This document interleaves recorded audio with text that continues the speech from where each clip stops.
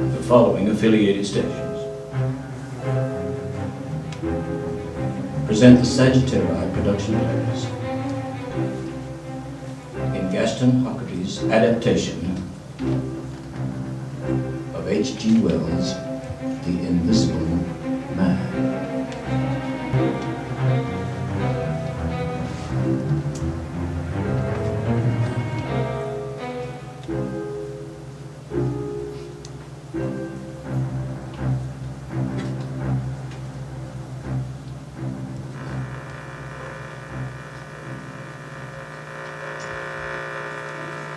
I cannot say with any certainty when the idea of invisibility came upon me, for even at this very moment it seems utterly fantastic that a living creature of flesh and blood could no more have been seen to the naked eye than a gust of wind.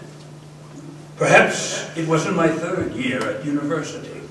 Yes, that was it. In the fall of the year, the medical arts to which I was drawn as a youth took a subordinate arrangement to the quantifiable examination of physics, specifically optical phenomena.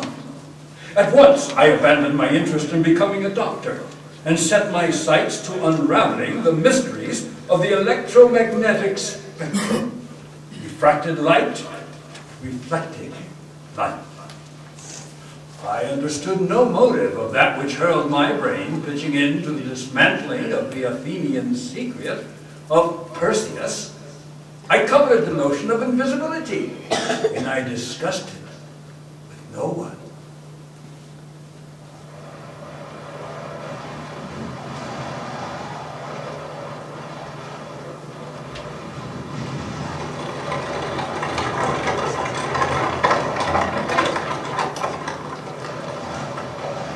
The coach and horse in, sir. Yeah, follow me with my bags, driver.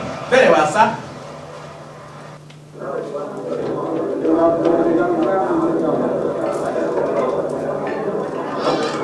A room.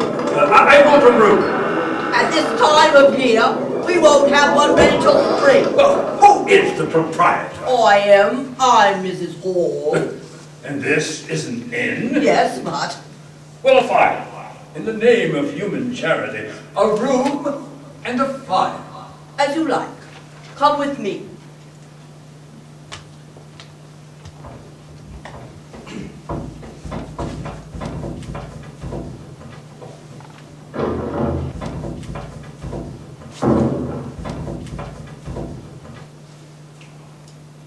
Let me light you a fire. Oh, this will do. Is there a key to the door? A key? Yes, I insist on privacy. I do not tolerate being disturbed. I'm sure my husband knows where it is. I'll have him hunted down. Well, then do so at once. May I bring you a tray? Yes. How about your hat and coat? Give them a good dry in the kitchen. No, I'll tend to them myself. All right, sir. In a bit, the room will be warmer. I'll be up momentarily with your supper. What the blazes all those bandages about? Don't rightly know yet, but they start on his neck and go all round his head to the top. And those blinkers he's wearing? Wearing glasses by the look of them. They look more like a diving helmet than a human. Where do you come from? Keep your nose out of this, Wedges. Orders in the wintertime are a nice piece of luck. Well, did you at least get his name? I guess he's no paddler. Well, he can tell his name after he checks out. It looks like you got a rum customer. You go on in your own business too, Elfriede. Your supper? I have some luggage at Bramblehurst Station. How can I have it sent for tonight? Oh, I'm sorry, but there's no one round till morning. There's no speedier delivery? Sorry. The road's far too unsafe in this dark. A gentleman and his coachman killed a year ago. Accident. Happens all in a moment, don't they? They do. I guess they do. I'll be back for your tray in an hour. Did you get any more out of him? He don't have no manners. What you got there? Potatoes. Oh, I'd clean forgot his taters. Can't deprive a man of those. By the looks of him, no telling what he might do. Sorry, sir, I forgot your taters. On the table. Thank you. Look, I should explain. When I was really too cold and fatigued to do before, that I am an experimental investigator. Indeed, sir. And my baggage, well, it contains apparatus and appliances. Very useful things indeed they are, sir. And I'm very naturally anxious to get on with my inquiries. Of course, sir. My reason for coming to Iping was a desire for solitude. I do not wish to be disturbed in my work. Now, in addition to my efforts, an accident I thought as much. necessitates a certain retirement. My eyes are sometimes so weak and painful that I have to shut myself up in the dark for hours altogether. Lock myself up. At such times, the slightest disturbance is a sort of excruciating annoyance to me. It is well these things should be understood. Certainly, sir. And if I might make so bold as to But ask... that, I think, is all.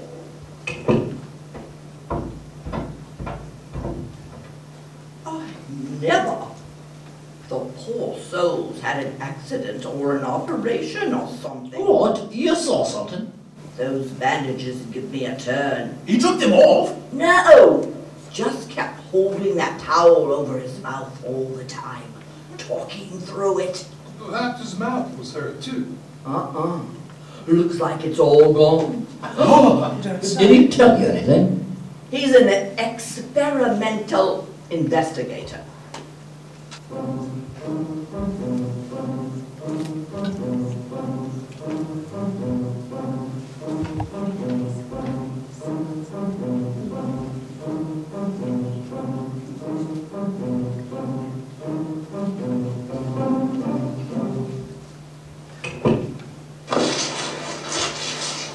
What you got there, Holmes? What's it look like to you? Another one of those Christs a stranger been tossing about. It's the sixth blasted one I've carried up those steps in a week. And there ain't better be another. These things have been showing up every day for a month now. How many is he expecting? Don't rightly know. But his parlor can't hold much more. Oh, I say, bottles with powders, bottles with colored liquids. They're stacked floor to ceiling. Mr. Phipps, looks like Cusser's apothecary up there. I wish you wouldn't come in without knocking. Oh, I knocked, sir, but apparently... Oh, perhaps you did. But in my investigations, my really very urgent and necessary investigations, the slightest disturbance, the jar of a door, I must ask you. Oh, all right. You can turn the lock if you like that. You know, anytime. A very good idea. All this packing straw you've got, sir. If I might be so bold as to remark... Don't! If the straw makes trouble, put it down in the bill. In which case, sir, I should like to know, what do you consider... A shilling? Put down a shilling. Surely a shilling is enough. So be it. If you're satisfied, of course. Damn him. Ruined! One interruption after another. An entire morning's effort is lost.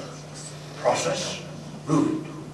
Oh, goddamn the lot of them, with their prying eyes and intrusive questions. Why won't they just go away and leave me alone? When are we going to throw that blackguard out?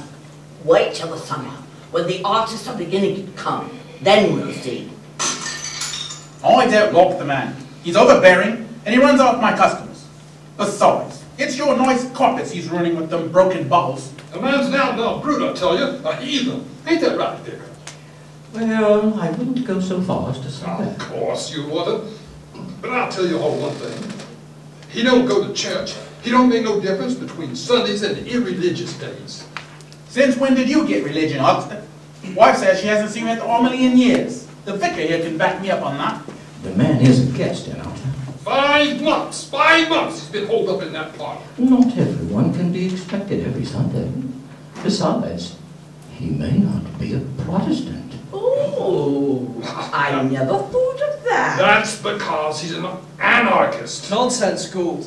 Mark my words, Constable. He's a fugitive of the law, wrapping himself up so. Now, he's up there right now, probably working on the explosives. Aye, trying to conceal himself altogether from the eye of the police. Again, supposition.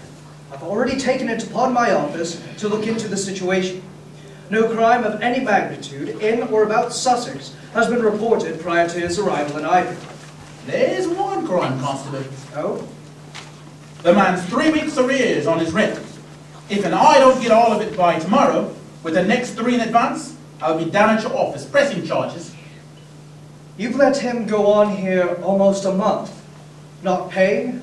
He keeps insisting he's awaiting a remittance from, where did he say? Burdock.